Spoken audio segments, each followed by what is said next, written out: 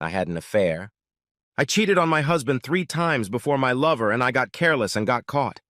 He didn't catch us, thank God. It would have destroyed him. Well, it would have destroyed him even more. In the end, our marriage was destroyed anyway, but at least he didn't have to see anything. No, we were caught by a coworker, someone who resented our success and didn't hesitate to throw us off our pedestal. Not that I was looking for this to happen myself. My therapist finally made me realize that nothing just happens. You make choices every day of your life, and the consequences change your life from that point forward. She taught me that a person makes choices whether they realize it or not. That's how I had my affair. I wish I could say I was drunk or on drugs, but the first time I had 3 glasses of wine the whole evening. He was very nice looking, and we had been lightly flirting with each other for almost a year. We happened to work on the same team and often did projects together. We even joked about being work spouses to our other halves when we were all together, and everyone laughed. My husband chuckled. Great, as the official work husband, I'm shifting the cost of her shoe fetish to you. His wife got into an altercation with us. Yes, and I'm shifting the training to you to learn how to put the toilet seat down. We expect regular progress reports. We all laughed and hugged before leaving the party. On the way home, hubby told me how much he liked them, and maybe we should invite them into our social circle. They had just moved here and were eager to make friends, and we subsequently spent many pleasant evenings with them and our other friends who accepted them without reservation. I won't bore you with physical descriptions, such as how big my breasts were or how well he hung. Oh, and what does it matter? We were young, fit, reasonably attractive, and let it stay that way. And I'm not going to talk about sex at all. My husband was the oldest, he was 30, the rest of us were in our early 20s. I had a good job. I took it right out of college and worked my way up. I was promoted several times over the years, and the old man, he was 70, who owned the company, often told me I was the daughter he wished he had. I became a team leader, which required overnight stays on average every 2 months. I hated it, but hubby said it was no big deal. I would leave on Thursday mornings, spend the afternoon and next morning in meetings, and usually get home by 4. When I got home, we made love like we hadn't seen each other in weeks, but when it became routine, it subsided. It wasn't that we were bored with each other. We were young and enjoyed making love an average of 3 or 4 times a week. Sometimes, if we were really busy, it would come down to 1 time a week. But as soon as the opportunity arose, we would try to make up for it. We dated for 8 months and lived together for almost a year before getting married. In marriage, we were together for 3.5 years. The sex happened after a pretty intense round of meetings, and we were both pumped up. We had dinner together and shared a bottle of wine. Oddly enough, the main topic was how much we missed our spouses and some of the future activities we had planned together as a couple. A comment was made, and agreed to, that when we are in the state we are in now, sex with our spouses is the preferred means of release. I remember this being said, but can't remember who said it, me or him. Then we moved on to light flirting, hints, and light touching. He joked that as work spouses, we had to make up for the lack of our actual spouses. Admittedly, he was handsome and always found the right words, which made him invaluable to my team. He and I kept gaining more and more momentum, but eventually went to our rooms alone. I was thinking about him, lying in bed and caressing myself, using him as food for fantasy, when there was a knock at the door. I threw on my robe and opened the door to find him standing there with a bottle of wine and 2 glasses. We had no sooner finished the first glass than we were already on top of each other. Soon we were lying on my bed, having frenzied fun. Neither of us lasted long, but we lay there, caressing and cuddling until it was time for round 2. He left me at 3 in the morning. I collapsed back into bed and fell asleep like a rock. I woke up at 7 o'clock feeling like I was suffocating, literally suffocating. I had cheated on my husband. I had shoved my vows into a dark corner of my mind and was tearing up like an animal. I showered for probably the longest time in my life, trying to wash away what I had done. He was subdued too, barely meeting my gaze during our morning meetings. We were extremely ineffective that day. We didn't even sit together on the plane home. We danced around each other for 2 weeks before he walked into my office and closed the door. We talked for 45 minutes. He apologized for hitting on me, and I apologized for accepting his offer. We agreed it would be a one-time thing and we would take that secret to the grave. It went on for 6 months. We put the past behind us, I thought. I know that for about a month I was feeling as low as I could possibly feel, until hubby asked me head-on what was bothering me. After nearly fainting, I came to my senses and told him it was work-related. Technically not a lie. But I had solved the problem and it was a thing of the past. He frowned and then almost broke my heart. I'll call X and tell him to keep an eye on you.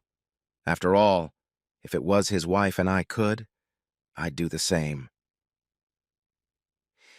6 months later, Christmas came and we were stuck in a northern town for 2 days due to one of the worst snowstorms in history. My husband and I talked several times a day, and he told me to let my working husband entertain me. He told me that he and Mrs. X were going to go to the theater together for a play that I had been looking forward to all year. He realized I was upset. If it bothers you, we're not going. I'll give the tickets to her. Maybe her sister will go. I recovered enough to tell him it was okay, but he had to give me a big surprise next Christmas. He agreed and said he was already working on it. X and I got to talking, and he complained about how much his wife likes my husband. She always says, "Look how attentive he is. It must be nice to be treated like a queen." Did I tell you about the delicate necklace he bought her just because he saw it and thought how it suited her? I unconsciously rubbed the necklace, smiling at the joy it gave me. It was a complete surprise, not a birthday, not Christmas, just because a sensual neck like yours deserves this. It will emphasize the smoothness and perfection of your skin. He wasn't perfect. He had minor imperfections that annoyed me to no end. Then I saw other couples in our group, how the women envied me and the men either admired him or were disgusted because he held the bar so high. Then I would just smile and squeeze his hand tighter. We ended up getting drunk and partying for 2 days. We were still going at it when my hotel room called to say the airport was open and we could go home. We showered together, got on the plane together, and vowed that while we enjoyed ourselves immensely, it would never happen again. 4 months later, we were caught. I know you want to know about the sex. It was sex between 2 young, healthy adults. Yeah, it was good. Was it worth paying for? No. Without going into detail, the consequences were enormous. My boss called us both in separately. When he saw me, he almost cried. "I can't tell you how disappointed I am in you. You were the best of the best. I always admired your marriage. I thought it was very similar to mine when my wife and I first started our journey together. Do you still have a husband?" I nodded, not trying to hide my tears. Yes, I was still married, even though I hadn't seen my husband in 2 weeks. Good. He was a wonderful man. I hope in his heart he forgives you. I have to protect my business and I can't be as lenient. You are still working, but your days as a team leader are over. You will never travel representing this company again, nor will you represent it publicly. Do you understand?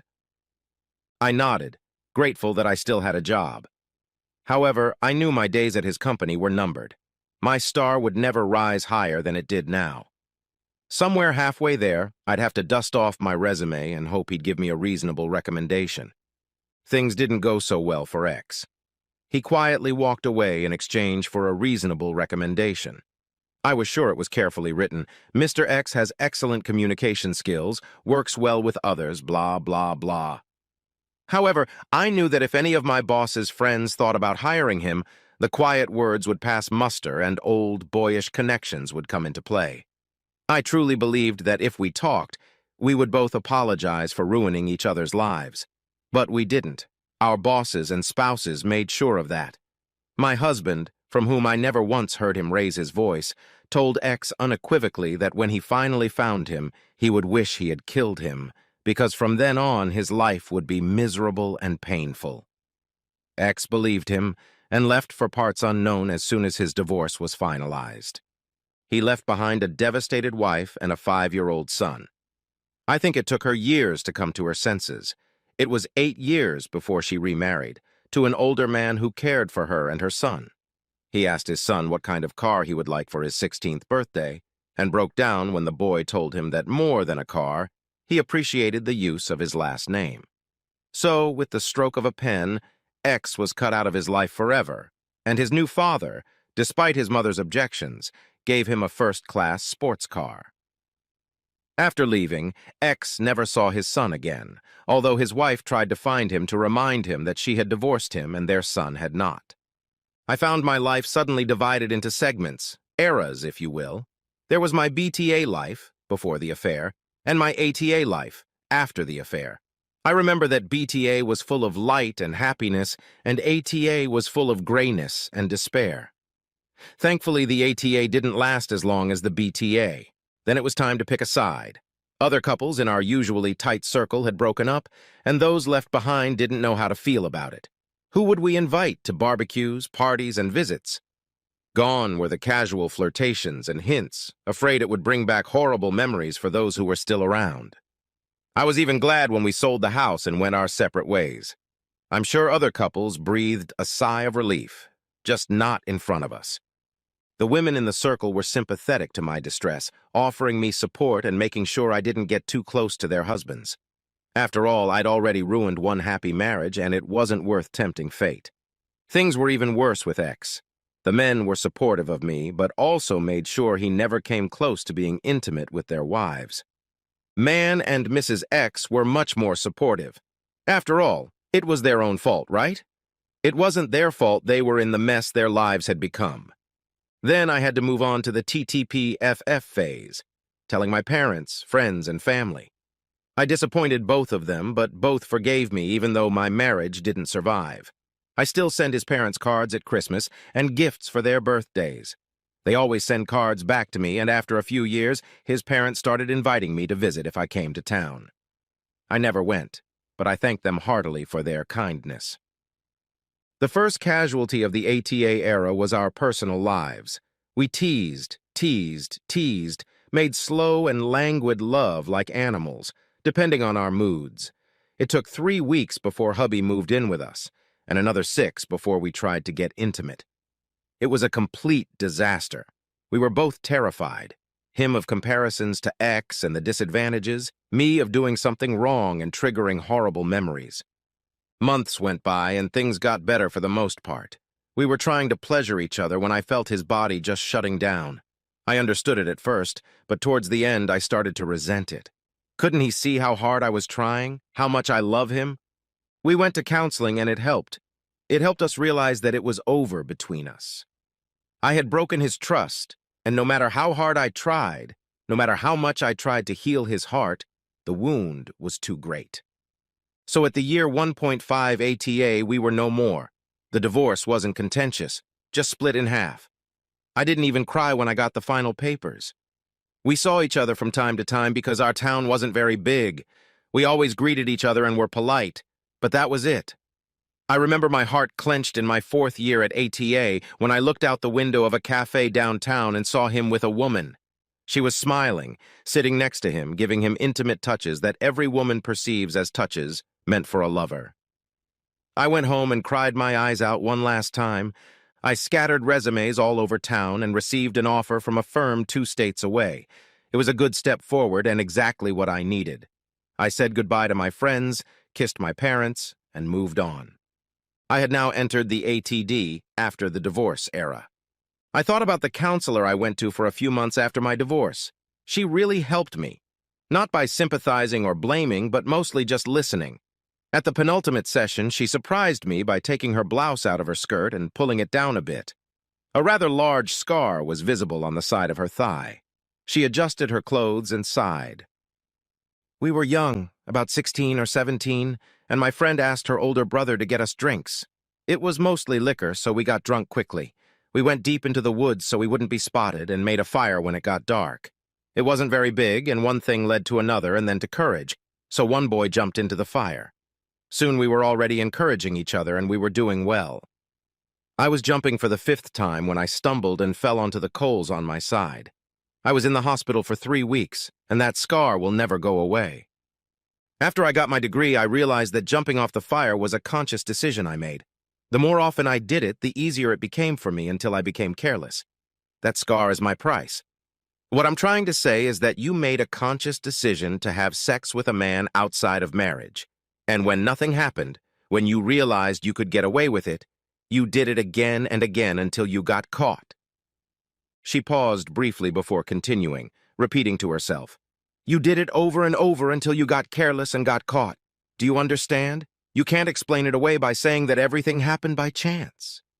Your choice to continue meant that although you jumped over the fire several times and felt safe, you eventually stumbled and fell. The scars you carry are inside you and they will never go away, but they will fade over time. The next time you have to make a choice, remember to scratch your scars. I thought about it a lot over the next week before I realized she was right. I could blame it all on X. He showed up at my door, but he didn't force me in, and everything that happened once the door closed behind him was a mutual decision. Just like the subsequent times were a simple decision on my part. And here I am, divorced for 4 years now. I found out through relatives that hubby had found a new one. They had been married for a year and had a son. I started dating about 6 months after the divorce, but there was no spark with either of them. Admittedly, I did take one of them to bed on occasion just to fulfill my needs. Right after the last of them left, I was lying in my bed looking back at my life and realized that I had to let go of the past if I wanted to be happy again. I got out of the bars and meat markets, joined a gym, and became involved in community activities. Once I got my strength up, I started participating in 5K and 10K races.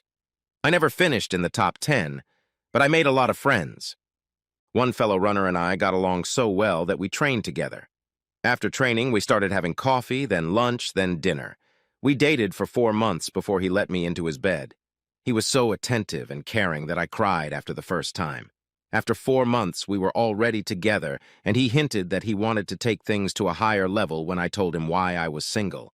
I wanted him to see me for who I was before and who I am now. I assured him that I had been faithful to him from the first date, that the mistakes I had made in the past were just that, mistakes. Mistakes I wasn't going to make again. I didn't know it, but he had been married before and divorced when he caught her having multiple affairs. In his mind, once a cheater, always a cheater, was written in stone, and the relationship died. I grieved for a while, but then moved on with my life. The next year I learned that God had indeed forgiven us of our sins. More importantly, I found a man who was able to forgive mine. He was 7 years older than me, but he was slim and trim. We met at a race, and we both crossed the finish line at the same time. I was so happy to have finished that I did a victory dance, lost my footing on the uneven pavement, ran into him, and we both fell. Instead of being upset, he laughed. I landed on top of him, and we ended up nose to nose for a minute. I tried to apologize, and he grinned. You know, if you wanted my attention, you could have smiled, maybe flirted a little. Attacking me was a little too much. However, I'll forgive you at dinner tomorrow night. I hope you like French food. He handed me a business card from his gym bag. Give me a call and let me know what time would suit you. It's a bit of an upscale establishment, so wear a nice dress. I was still trying to form coherent words when he cupped his palms around my face and kissed my cheek gently. Then, he walked away. My running buddies laughed hysterically. That didn't take long, did it? If I'd known that grabbing a man would get him interested, I would have smacked that pretty boy back the first time he stopped by my place. Good girl. Did you know he's number 4 on the city's most desirable bachelor list? No? Well, good luck. The restaurant lived up to its name. He was casually but strictly dressed, must have been in very expensive clothes, and his tie was pure silk. I was wearing my best dress, which I had purchased at a huge discount because the hem was torn. One of my hobbies was sewing, so I repaired the rip by cutting it out and raising the hemline a little more than an inch. I thought it emphasized my legs, and I must have been right, judging by the way my date was looking at them. The date went well, as did all the subsequent ones that followed over the course of 8 months. He was trim, attractive, and I had lustful thoughts I hadn't experienced in years. It was more than just lust. It was growing into love. I hadn't felt this happy after making love since before the VTA. It broke my heart, but I was honest. He listened to me, handed me tissues, and stroked my shoulder while I cried. I tried to gauge his facial expression, and he seemed a little amused. I understand if you don't want to see me. I don't mind telling you that I've developed strong feelings for you, and that if you continue to date me and things go further, I'll sign any document, except any prenup you offer if it means being with you. He hugged me gently. I know all about your former marriage and affair. Yes, I investigated you, Invaded your privacy. Understand? I was in love with you and couldn't understand why such a beautiful and desirable woman was still single. So, you made a terrible mistake. But you seem to have accepted the responsibility and the price that comes with it. And that's very important to me. He stood up, walked to his home office, and returned with a small box and a large envelope. He held out the envelope first. Read this, if you don't mind opening the box. I reread the papers in the envelope twice before asking for a pen. I signed in all the places indicated and handed it back to him. I had just signed a contract that said I was on a 20-year probationary period. But if I met all the requirements, it would be canceled at the end of the term. There was only one clause in the contract. I must be a faithful and devoted wife. I dropped the box on the coffee table twice before I opened it and cried as I put the ring on my finger. That's how I entered the HEA era. Happy to no end. I didn't deserve it, but I learned to live with it and made sure he knew I would never let him down. I recently returned home for a high school reunion and found myself in the company of my ex and his wife. The relationship was strained at first, but it had been 15 years. We ended up having a frank conversation. I apologized one last time. He accepted them and said he had forgiven me long ago because the anger and hurt was too much to carry around. I told him that it had taken me more than a few years to forgive myself, but I had finally done it. We spent the rest of the evening talking and showing pictures of our children. We had two, both girls, and they had 3 boys. That's the moral of the story. Sometimes good people do stupid things. Even if they didn't mean it, even if they don't get caught, it will haunt them for the rest of their lives. There will always be a voice in the back of their brain saying, "What if this is the day they find out?" I was arrogant because I truly believed in the depths of my lizard brain that if I got caught, hubby would forgive me. You can all see how well that worked out. I watch my girls like a hawk, and when they are old enough to understand, I will tell them about my past, and hopefully they will have the maturity to learn from it and forgive me. I'll also tell them the story of the scars. That's it. My therapist was right. It feels good to get it out in the open. Thanks for reading. And if I've helped you make a decision that will stop you from creating a life-changing event, good. If not, well, that's up to you. If you decide to do it, think about how well you can bear the scars.